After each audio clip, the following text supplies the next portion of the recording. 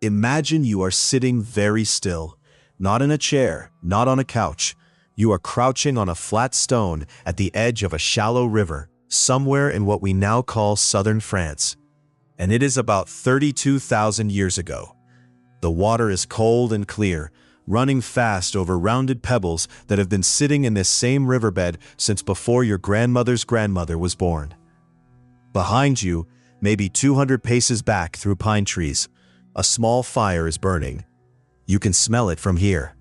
Wood smoke and something roasting, the faint sweetness of fat hitting hot coals. You are not hunting right now. You are not gathering. You are not making tools or scraping hides or doing any of the things that history books, when they bother to mention people like you at all, say you spent your time doing. You are just sitting, watching the water, thinking. What are you thinking about? That question should stop you, because we spend so much time asking what early humans did, what they ate, how they built shelters, how they tracked animals, and we almost never ask the simpler, stranger, more intimate question: what did it feel like to be them? What ran through those minds when there was no immediate task at hand? What did they wonder about? What kept them awake? What made them laugh? Here is what the conventional story tells us. Early humans were basically biological machines. They woke up, they found food, they avoided predators, they slept, they reproduced. Their inner lives, if they had them at all, were primitive and dim. Emotion without reflection, sensation without meaning, survival without soul. Except that story is wrong. Profoundly, almost embarrassingly wrong. The evidence we have gathered over the last 50 years from cave paintings and carved figurines, from burial sites and bone flutes, from the chemical signatures preserved in ancient teeth and the careful arrangement of long-dead bodies, tells us something that should change everything about how we imagine our ancestors. These people were not dim. They were not less. They were fully, completely, almost startlingly human in the ways that actually matter. They grieved. They wondered. They built elaborate inner worlds out of darkness and firelight, and the movements of stars they had no names for yet. They thought about death. They thought about where they came from. They almost certainly thought about you. And here is what nobody tells you about the inner life of our ancient ancestors. The thinking they did, the questions they asked, the fears they held, and the beauty they created was not some early draft of real human consciousness. It was the real thing. It was the foundation everything else was built on. And understanding what it felt like to be a thinking, dreaming, wondering person 30,000 years ago might be one of the most important things we can do to understand what it means to be a thinking, dreaming, wondering person right now. So let us go inside. Let us follow that person sitting by the river. Let us try as carefully as possible to find out what they were actually thinking. If you are using this to fall asleep, that is exactly why I make these videos. So maybe subscribe and let me know where you're listening from tonight and what time it is where you are. I check the comments every day and it never gets old. Someone in New Zealand at sunrise, someone in Scotland at 2 in the morning, someone in Texas who cannot turn their brain off. All of us, drifting towards sleep together, listening to stories about people who looked exactly like us and wondered about the exact same darkness overhead. The thinking animal. Before we can understand what early humans thought about, we need to understand the remarkable thing that happened in the human brain roughly 300,000 years ago. Not the invention of the brain itself, that was far older. But something shifted. Anthropologists call it, somewhat unimaginatively, behavioral modernity, which is a technical way of saying, this is when humans started acting like us. Before this period, our ancestors made tools, yes, simple stone flakes, rough hand axes, useful objects. But they made the same tools for hundreds of thousands of years without much variation. The same design, generation after generation, spreading slowly across entire continents.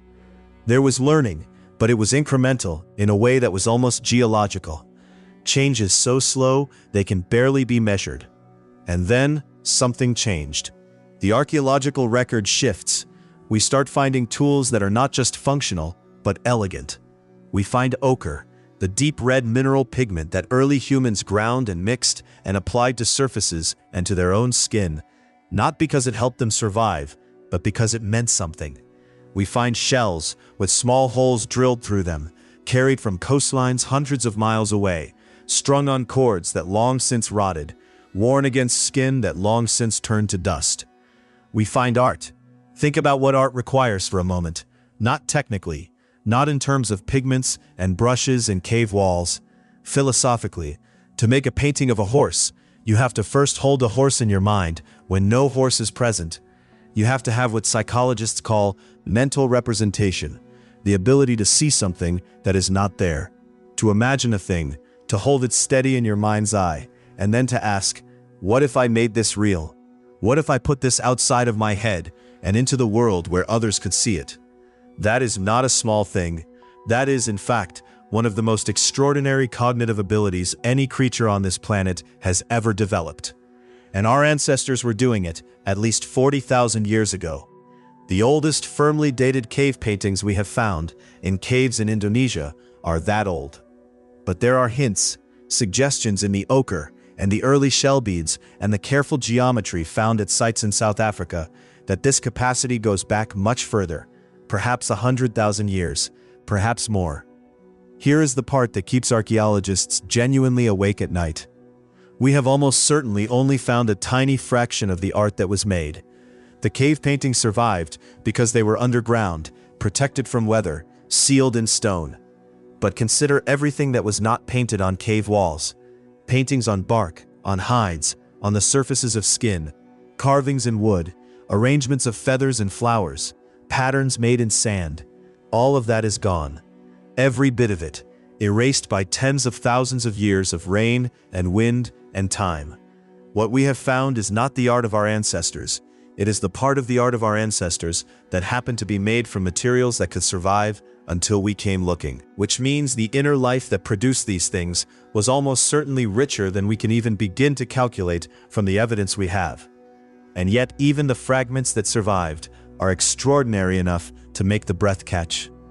In the cave of El Castillo in northern Spain, there is a red disc painted on the wall that has been dated to at least 40,800 years ago. Just a circle, just pigment pressed into stone. But someone stood there, in darkness broken only by the flame of a small lamp, and made that mark. They held the lamp in one hand and the ochre in the other, and they pressed color into rock, and the act of pressing was deliberate, considered, intentional. They wanted this mark to exist. They wanted to make something permanent in a world where almost everything was temporary. That instinct, the instinct to make something that lasts, is not a modern instinct. It is not something that civilization invented. It was there in the very earliest moments of our species' strange and vivid inner life. And it is there in you right now, reading this, listening to this, because you too came from people who pressed their hands against the dark and said, I was here. Remember me. The weight of knowing. Before we can understand what early humans thought about, we need to sit with one of the most disorienting realizations that human consciousness ever produced. Not the realization that the world is large, or that time is long, or that the night sky contains more stars than can be counted. Those are humbling facts, but they can be held at a comfortable distance. The disorienting realization is personal. It is the realization that you will die. Every other animal on Earth knows fear. Every animal with a nervous system can register pain and danger and the urgent need to survive.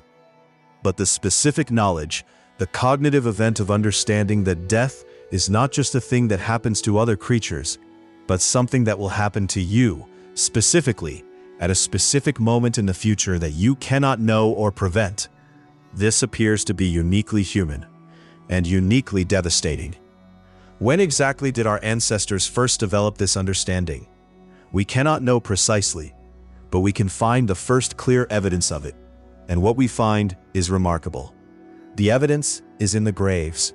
The oldest intentional human burials we have clear evidence of go back roughly 100,000 years, though there are hints of even earlier practices from Neanderthal sites that push the date further back still. These are not bodies abandoned in convenient locations or dumped in pits to keep scavengers away from the living area. These are graves, carefully dug depressions in the earth, bodies placed with deliberate attention to their position. At some sites, the dead were arranged in a fetal curl, knees drawn up toward the chest, as though waiting to be born again. At other sites, bodies were oriented toward the sunrise or the sunset, placed in dialogue with the great daily movement of light across the sky. And then there are the grave goods, stone tools buried with the dead, still sharp, still usable. Animal teeth and shells arranged into necklaces around necks that no longer needed adorning. Red ochre, that persistent, mysterious red mineral, sprinkled over bodies, sometimes in quantities so great it must have represented significant effort to gather. At Sungir in Russia, dated to around 34,000 years ago, archaeologists found the burials of two children, placed head-to-head in a single grave. They were covered with thousands of tiny ivory beads that had been sewn onto clothing that long since rotted away.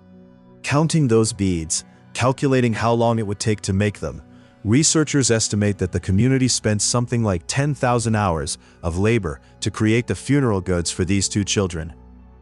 10,000 hours for two children, in a world where every hour spent on anything was an hour not spent finding food or maintaining shelters or doing the things survival required. Think about what that means. It means these people felt the weight of loss so heavily that they were willing to pay an enormous practical cost to honor it. It means they believed on some level that the effort mattered, that the dead child had somewhere to go, or someone to impress, or a journey to complete that required proper equipment. Or perhaps simply that love demanded this, that the human heart 34,000 years ago could not bear to send someone beloved into the darkness without something beautiful to hold. That is not an animal response to death. That is not biological programming at work. That is grief as we know it, which is to say grief as a form of love that doesn't know how to stop. And if you have ever sat by a grave, or held something that belonged to someone you lost, or found yourself talking to a person who can no longer answer, then you know that nothing essential has changed. The specific rituals differ. The specific beliefs about where the dead go differ. But the fundamental experience of standing at the edge of loss, of needing to do something, to mark the moment, to refuse the clean erasure that biology would prefer, that is the same thing your ancestors felt when they lowered those beaded children into the Russian earth 34,000 years ago. You inherited the grief along with everything else. The knowledge of death also created something else in the human mind, something that no other animal needed to develop, because no other animal had to live with this particular weight. It created the need for consolation, the need for a story that made death mean something other than the simple termination of a life. Every culture that has ever existed has had some answer to this need. Every culture has told some version of a story about where the dead go, what happens afterward, whether the separation is permanent or temporary, whether the people we have lost can still hear us or help us, or return in some form we can recognize. The specific stories differ wildly. The emotional need that generates them does not differ at all. And it goes back, that need, at least as far as the graves do, at least 100,000 years, possibly much further. The first questions. Here is something worth sitting with. The humans who buried their dead with such care, who painted horses and rhinoceros and bears on cave walls in flickering torchlight, who carried shells hundreds of miles to make into jewelry, these people had no explanations for the most basic features of their world. They did not know why the sun rose every morning and set every evening. They did not know what the moon was, or why it changed shape over the course of a month. They did not know what thunder was, or lightning, or why water froze in winter and ran clear in spring. They did not know why animals died. They did not know why people died. They did not know where anything came from, including themselves. They lived in a world that was, by modern standards, completely unexplained. And the human mind, it turns out, cannot tolerate a completely unexplained world. The brain did not evolve to be comfortable with mystery. It evolved to find patterns, to assign causes to effects, to build models of how things work, so that it can predict what happens next and survive accordingly. When you hand a brain the raw mystery of existence, thunder cracking out of a clear sky, the sun moving steadily across the heavens, a child dying for no apparent reason. It does not respond with a shrug. It creates explanations, not from ignorance, not from stupidity, not from the childlike primitive thinking that earlier generations of scholars condescendingly attributed to ancient peoples. Myth comes from the same powerful cognitive drive that gave us science, the need to understand, the refusal to accept that things just happen without reason. Think about what it would mean to watch the sun rise, knowing nothing of astronomy, nothing of the physics of planetary rotation, nothing of the distance between Earth and its star. Just you, standing on cold ground, and there it is, light returning. Every single morning, without fail, the darkness breaks and warmth comes back. What are you to make of that? How do you hold that in your mind? You make it a story. You make it a being. You make the sun into something that moves intentionally, that has a will, that can be pleased or offended, that needs perhaps to be acknowledged, encouraged, thanked. You build from the raw materials of observation and imagination and the deep human need for narrative, the first religion. And here is what is important to understand about those first attempts to explain the world. They were not failures of thinking. They were enormous intellectual achievements. To look at the movement of the sun and the seasons and the migrations of animals and the cycles of plant growth, and to say, all of this is connected, all of this is governed by forces that can be understood and perhaps communicated with, that is pattern recognition at the highest level. The specific conclusions were wrong by our standards. The cognitive operation that produced those conclusions was sophisticated and serious and real. Some researchers now believe that certain stories preserved in oral traditions among indigenous peoples around the world contain genuine memories of events that happened thousands of years before writing existed. A volcanic eruption here, a great flood there, preserved and carried forward in myth through hundreds of generations of telling. The Australian Aboriginal oral tradition contains what may be the oldest continuous body of knowledge on Earth. Stories about geographical features and animal behaviors that go back 15,000 years or more, possibly much further. Imagine that, a story told and retold, night after night, generation after generation, holding within it information older than any written text, older than the pyramids, older than agriculture. The night sky was another great mystery that demanded a story. 30,000 years ago, on a clear night far from any fire, the sky would have been overwhelming.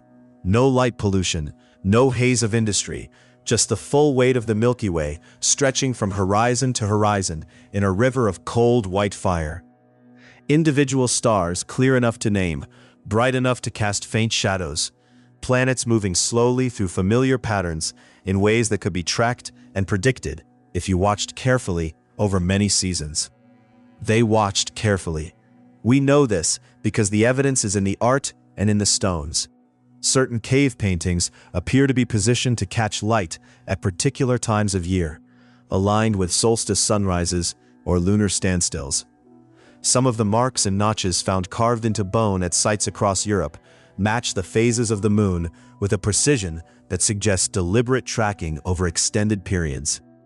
These were not casual observations. These were records. These were people doing what we would now call astronomy, building a model of the sky's behavior so that its changes could be anticipated and incorporated into the rhythms of daily life. And of course, they made those stars into stories. Every light in the sky was a character. Every pattern was a narrative. Every seasonal shift was an event in a drama that had been playing since before anyone could remember and would continue playing long after everyone now alive was gone. The stars were not just navigational aids, though they were that too. They were ancestors. They were gods. They were the destinations of the dead. They were the eyes of beings who had been watching since the beginning of time. What else was carried in those stories?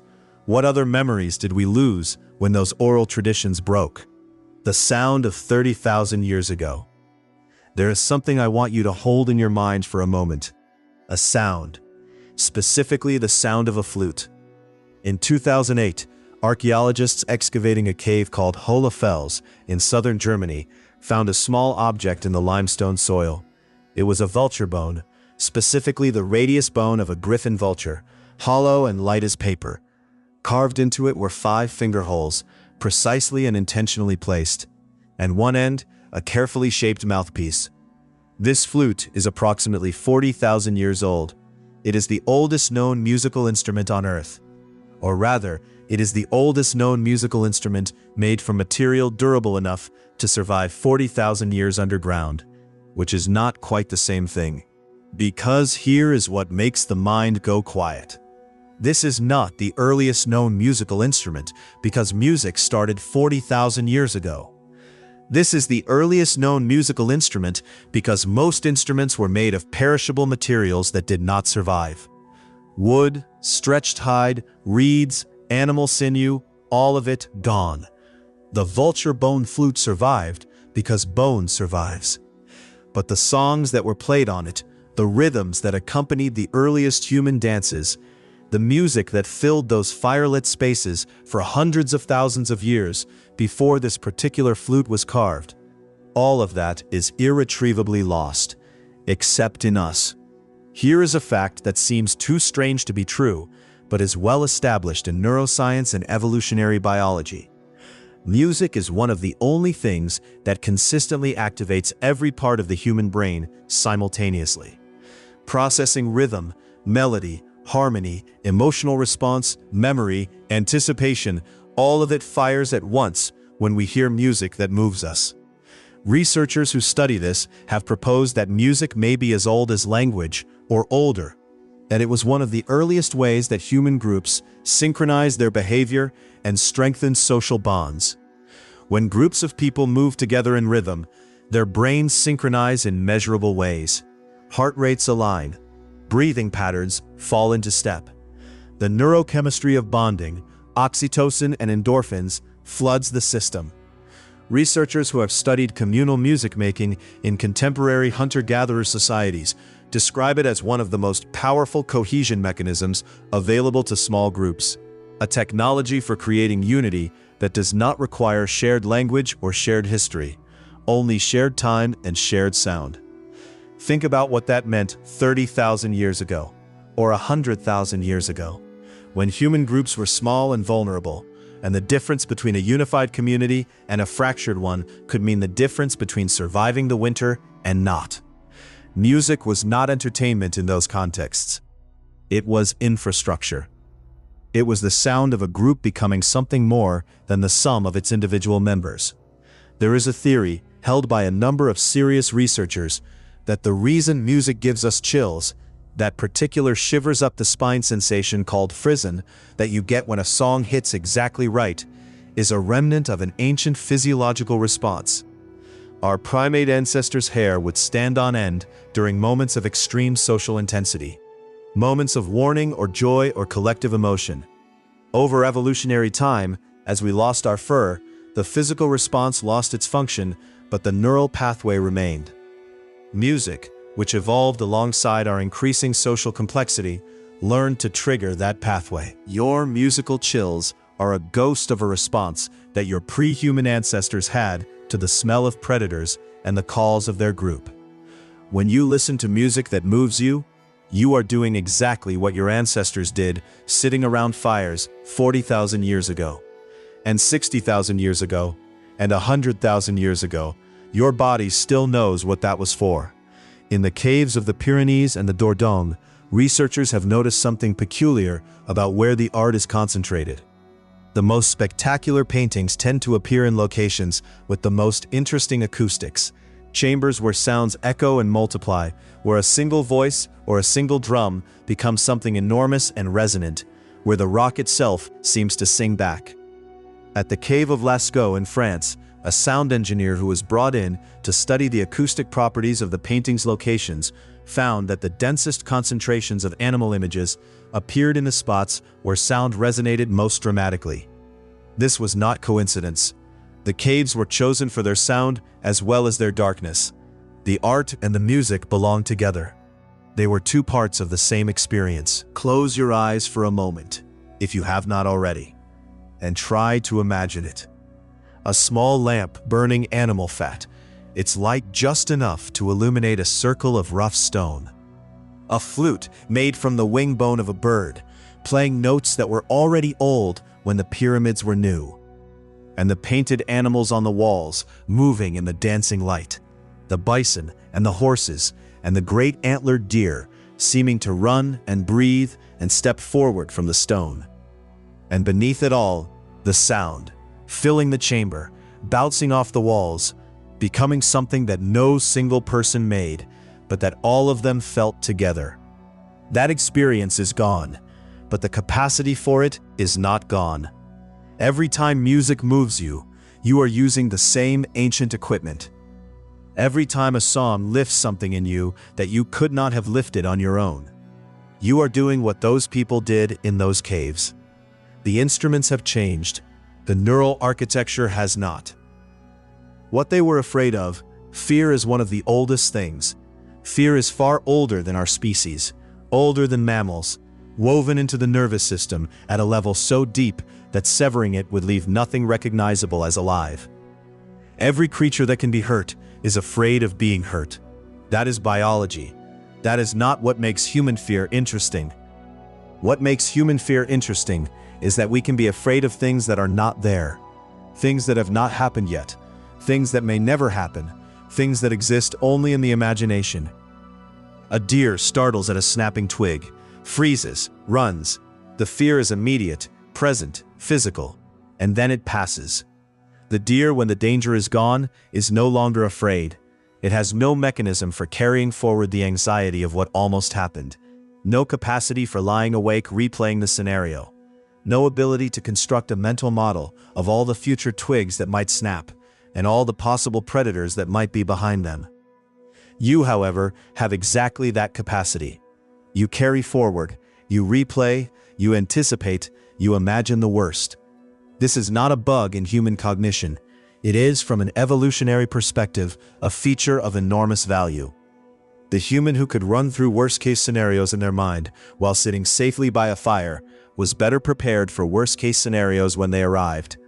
The human who could learn from an experience that nearly killed them, could generalize from that experience to protect against similar future dangers, was more likely to pass their genes on than the human who simply moved on and forgot. But this capacity has a cost, and that cost was paid by our ancestors in exactly the same currency we pay it today. At some point in the deep past, a human lay down to sleep and could not. Their body was safe, their fire was burning, their group was near, and yet something ran through their mind that would not let them rest. A pattern noticed during the day that did not fit. A sound heard at the edge of camp that was not quite identified. The feverish color in a child's face. The way the animals had moved wrong today, edgy and bunched, which sometimes meant predators, and sometimes meant weather, and sometimes meant nothing at all. All of it cycling, all of it running and rerunning through a mind that had been selected over thousands of generations to be exquisitely sensitive to exactly these signals. The first human who could not sleep due to anxiety was probably not one specific person. It was a tendency, a predisposition, a gift that came bound together with a curse. The same neural architecture that allowed humans to plan, anticipate, and prepare also allowed them to ruminate, catastrophize, and lie awake in the dark, running scenarios through minds that could not tell the difference between a real threat and an imagined one. And here is what nobody tells you about prehistoric anxiety. It was not irrational, not even slightly. The world that early humans navigated was genuinely dangerous in ways that are difficult for a modern person in a heated room to fully appreciate. Large predators moved through the same landscapes. A small wound that we would treat with a brief visit to a pharmacy could kill you within a week through infection. A failed hunt did not mean an inconvenient trip to the supermarket. It meant hunger. Seasonal weather shifts could make the difference between a community that survived winter and one that did not. The anxiety that ran through those minds at night was calibrated, or nearly calibrated, to a world where danger was genuinely present. The thoughts that circled were not mere worry. They were risk assessment. They were contingency planning. They were the mental equivalent of sharpening a blade before sleep, keeping the equipment ready for whatever the morning brought. Your racing thoughts at bedtime are not a modern malfunction. They are ancient equipment, running in an environment it was not designed for. Your ancestors, lying awake by the fire, were doing the same thing you are doing right now. The specific content of their anxiety was different. The experience of it was essentially identical. There is something almost comforting in that, if you hold it at the right angle. The particular worry cycling through your mind at this moment, the thing you cannot quite put down, is not evidence of personal weakness or psychological failure. It is evidence of a brain doing exactly what brains evolved to do. It is the hunting brain checking the perimeter one more time. It is the parental brain doing its 3 in the morning calculation of threat and risk and how to keep the vulnerable safe. It is old.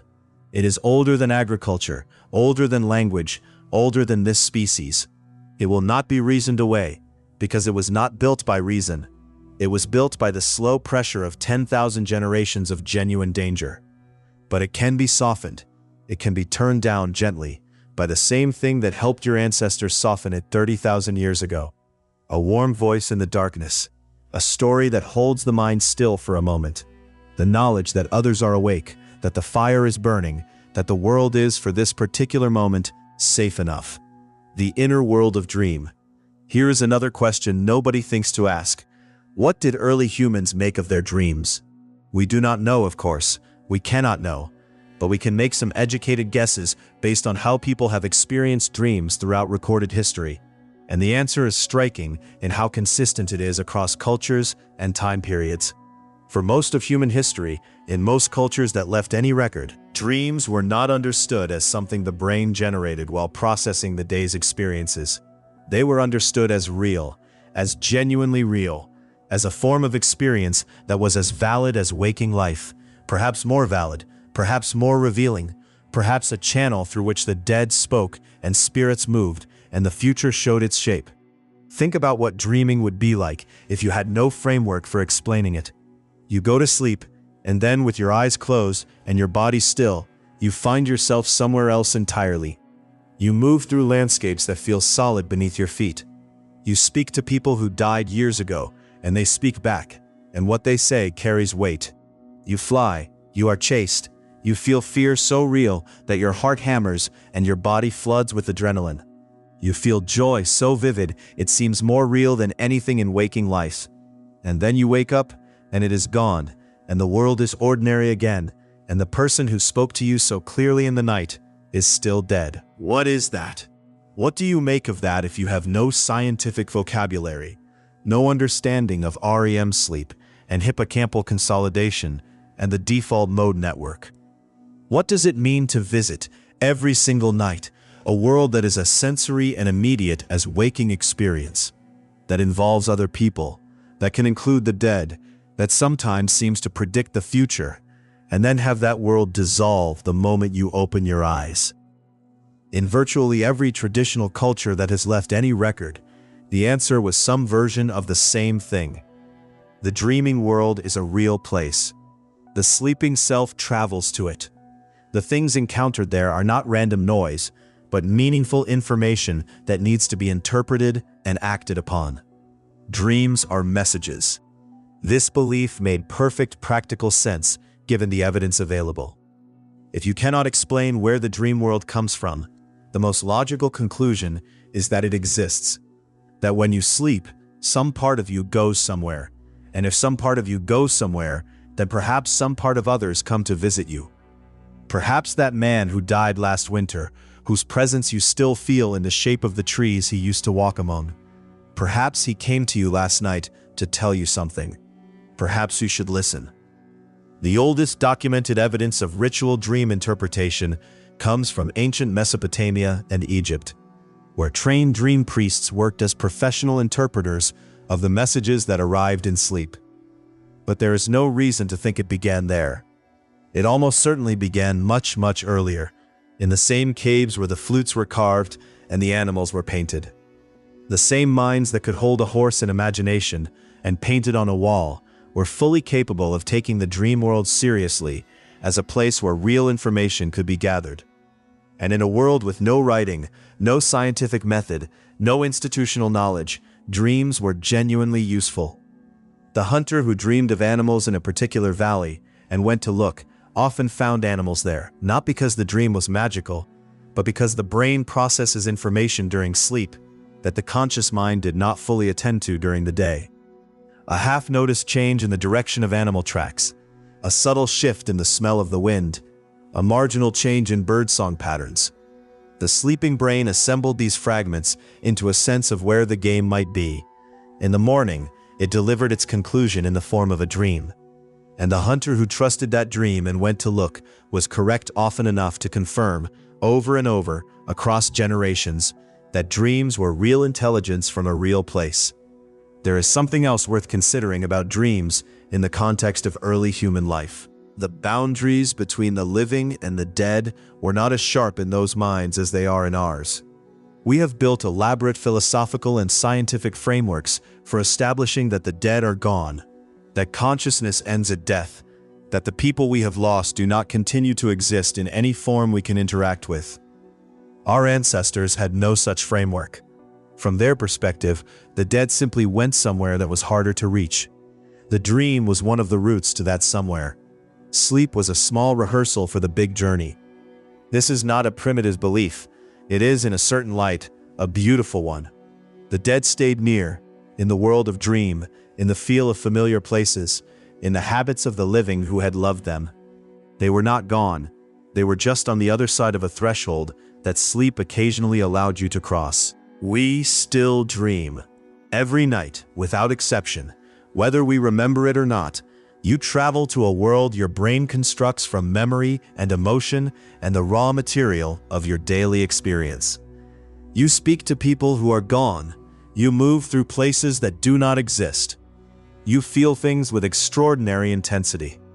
The ancient interpretation of what this means may have been wrong in its mechanics, but it was not wrong in its instinct. Something real is happening there. The sleeping brain is doing serious work, and the dreams it sends back in the morning are worth attending to.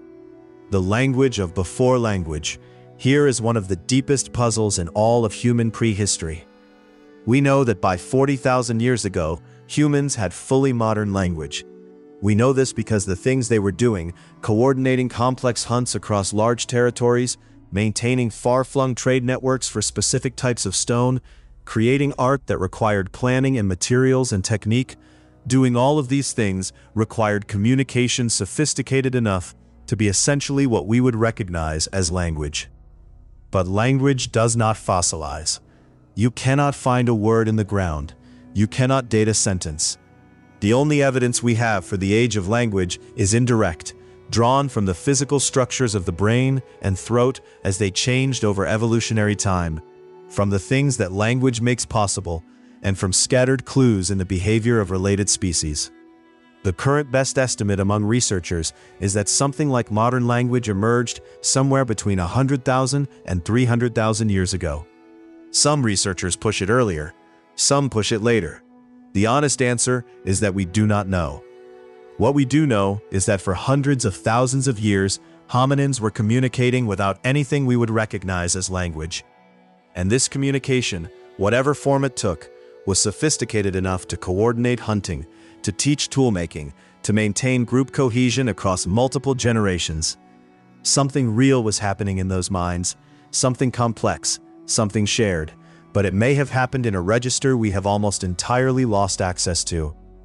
Think for a moment about the things you communicate without words, the precise meaning of a tone of voice, the information in a facial expression, the complete sentence communicated by a long look, the stories told by the way someone walks, or holds their shoulders, or lets out a breath.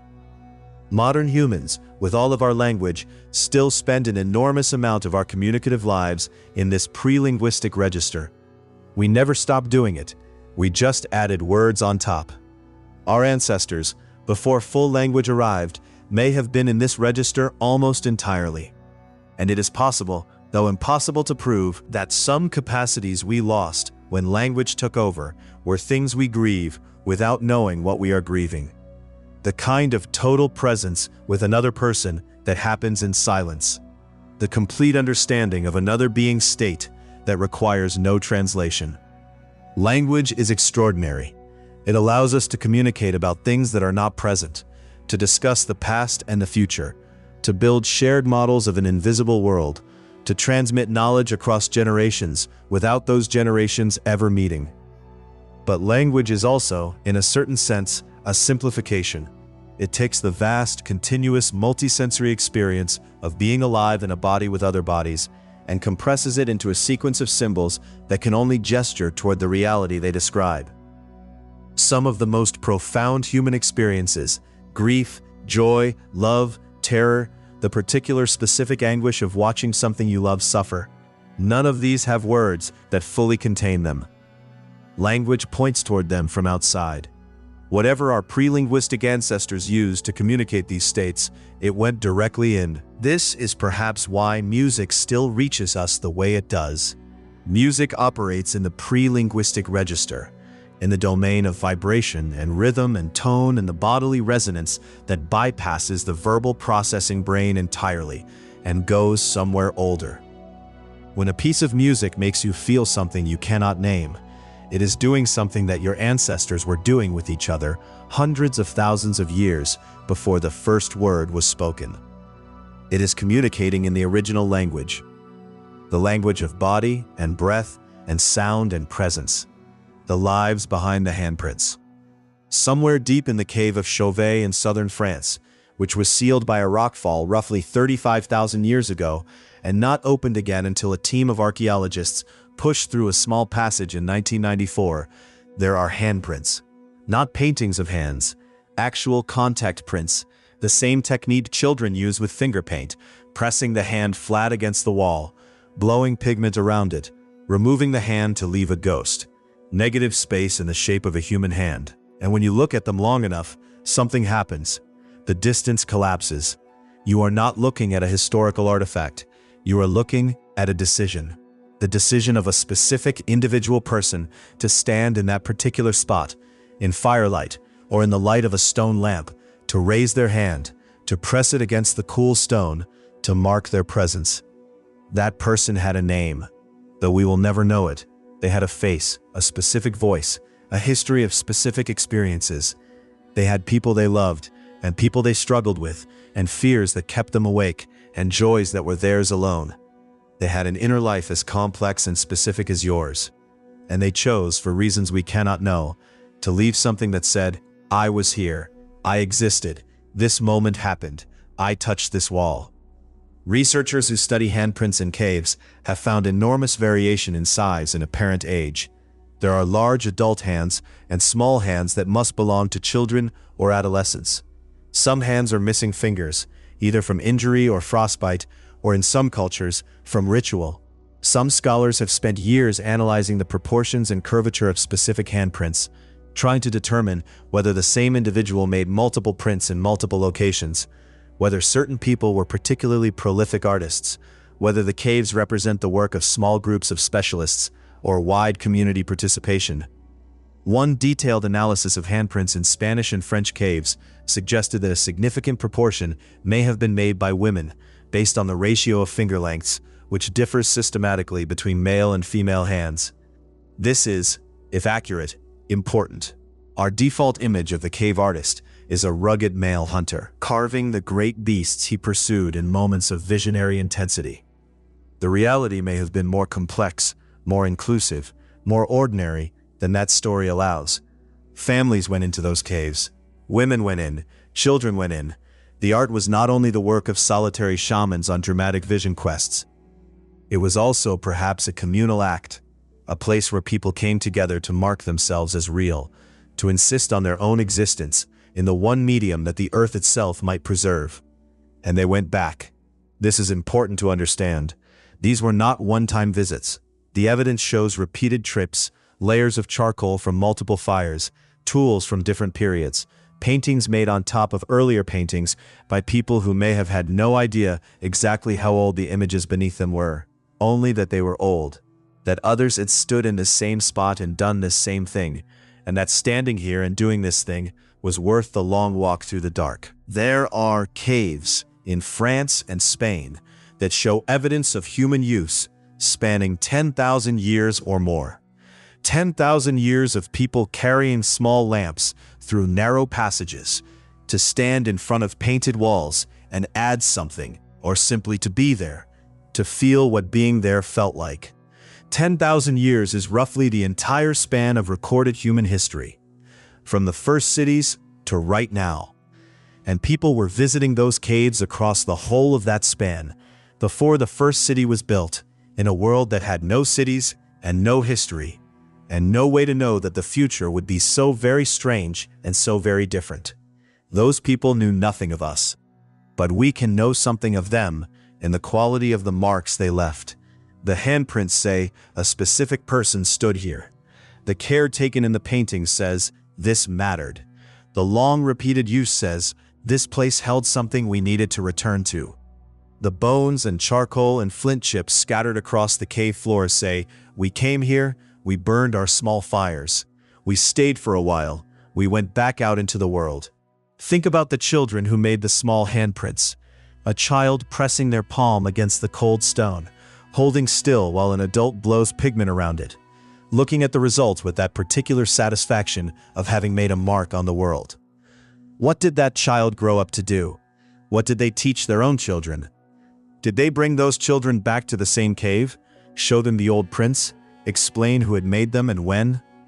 Did some version of that story run forward through the generations, becoming legend, becoming myth, carrying in it the specific memory of a specific child who stood in a specific spot and put their hand against the stone? We will never know, but the handprint is still there.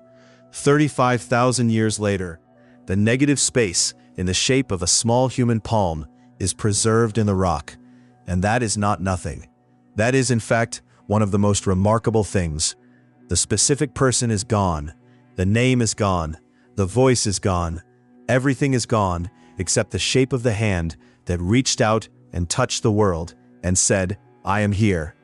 We are still doing this. Different caves, different surfaces, different tools, but the impulse is identical. Look at this. I was here. I existed. Remember me. What the firelight did to the mind. For the vast majority of human evolutionary history, the only light after dark was fire. This seems like a small thing until you think about what it actually means. Fire does not produce static light. It moves, it breathes, it throws dancing shadows that shift and deepen every moment. In a cave, with a fire burning, the painted animals on the walls appear to move. The bulge of the rock that the artist used to create the shoulder of a bison shifts in the flickering orange and yellow light. And suddenly, the bison seems to breathe, seems to walk, seems to be alive in the stone, stepping in and out of existence with every gust of air across the flame. Researchers who have studied cave art under firelight conditions, using small replicas of the stone lamps that prehistoric artists would have used, have reported something that surprises them every time. The caves were not galleries, they were theaters.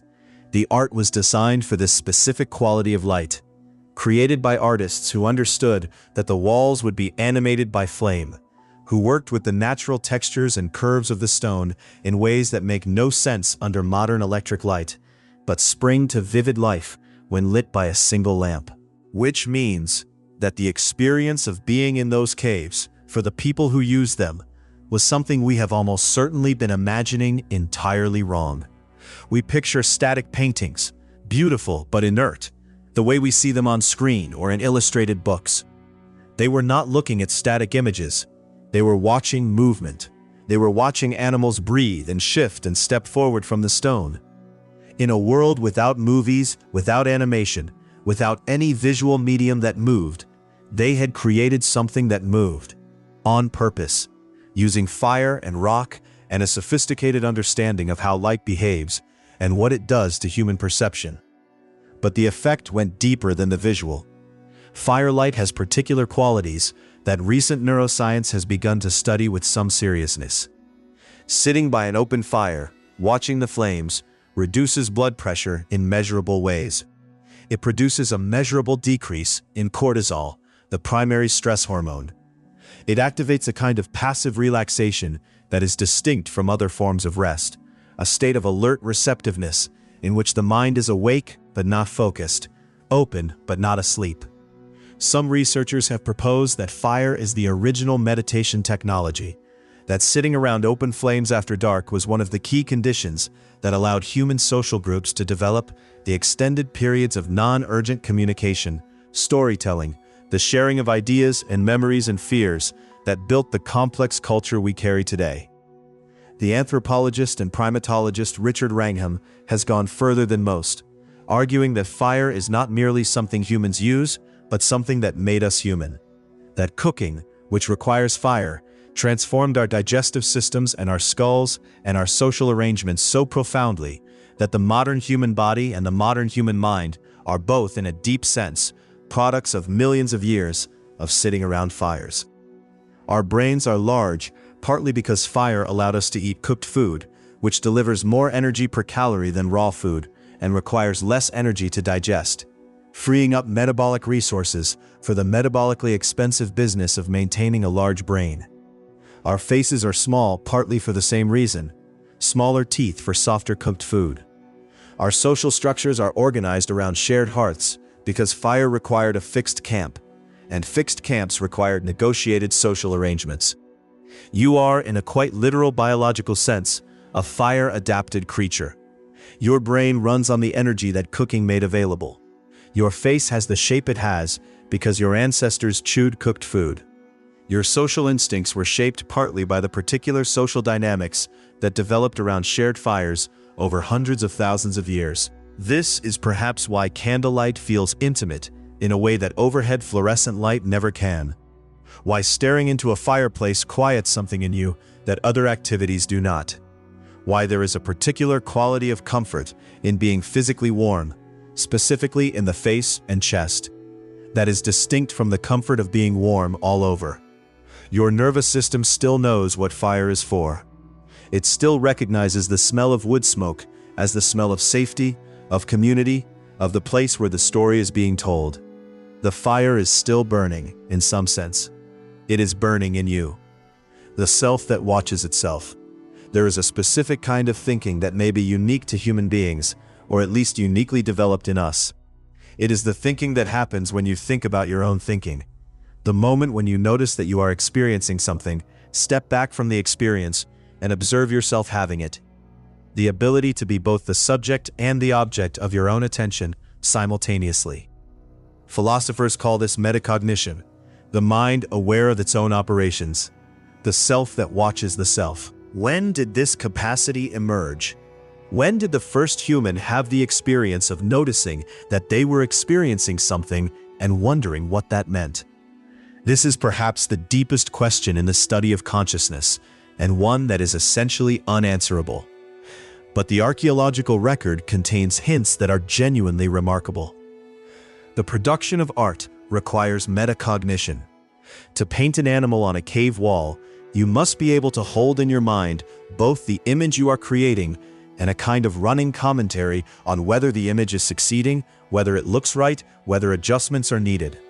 You must be able to evaluate your own work from outside it, to inhabit both the creator and the critic simultaneously. This is a sophisticated cognitive operation, and it was happening 40,000 years ago with a skill level that took modern artists years to replicate. But the clearest evidence of self-awareness in the archaeological record is again in the graves.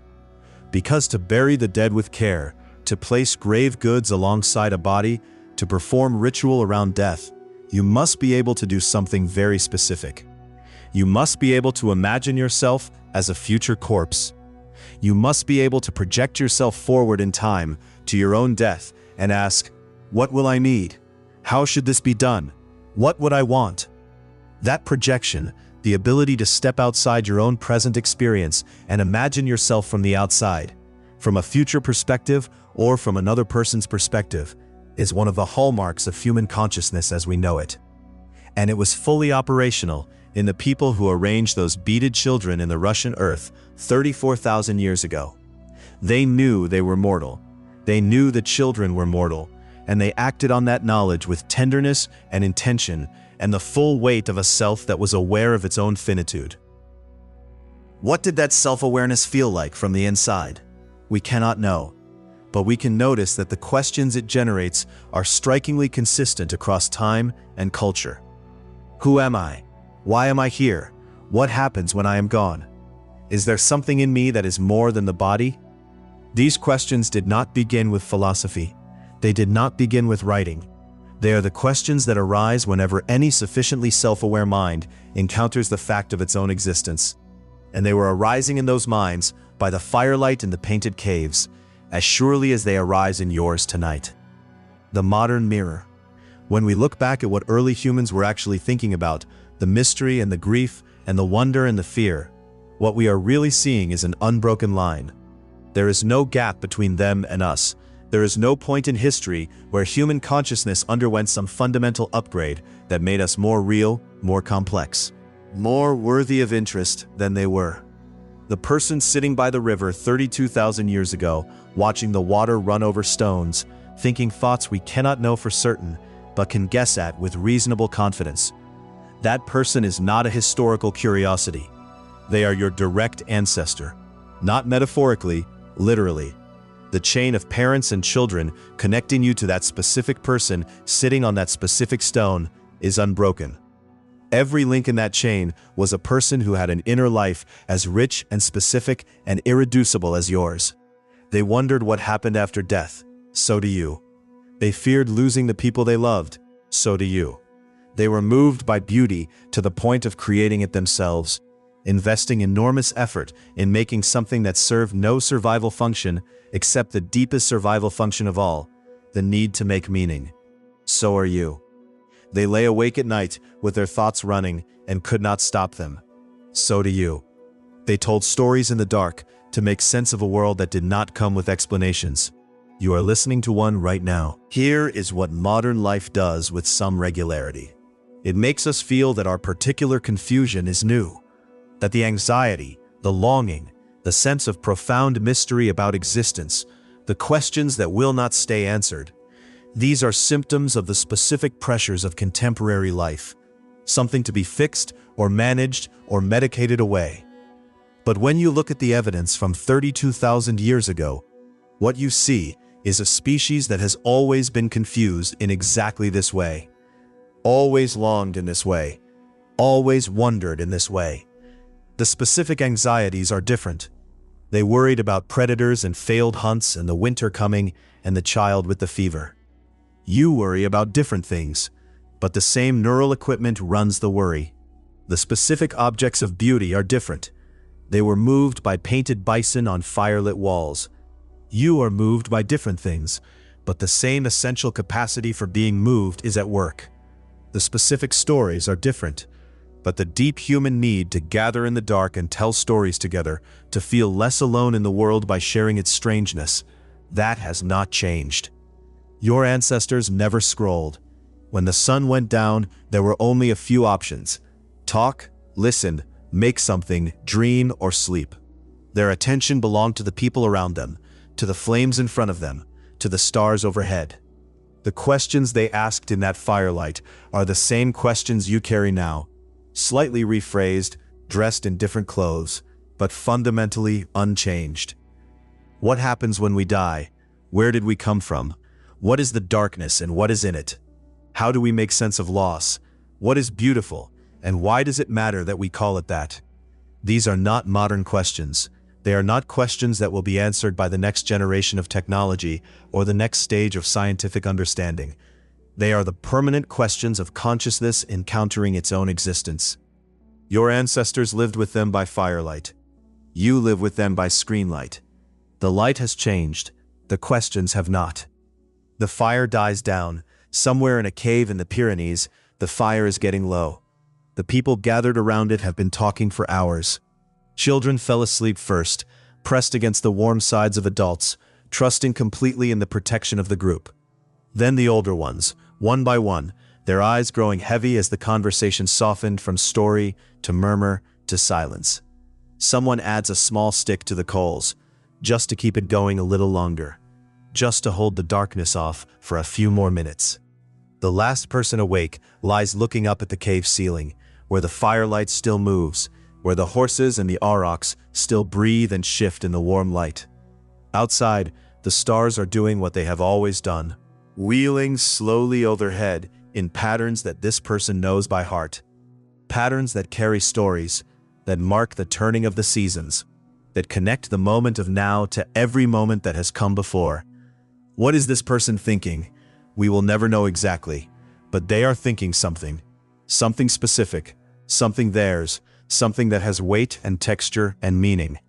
Some combination of the day just passed, and the people nearby, and the questions that will not be answered, and the beauty that refuses to explain itself, and the deep bodily comfort of being warm and surrounded and safe, at least for tonight.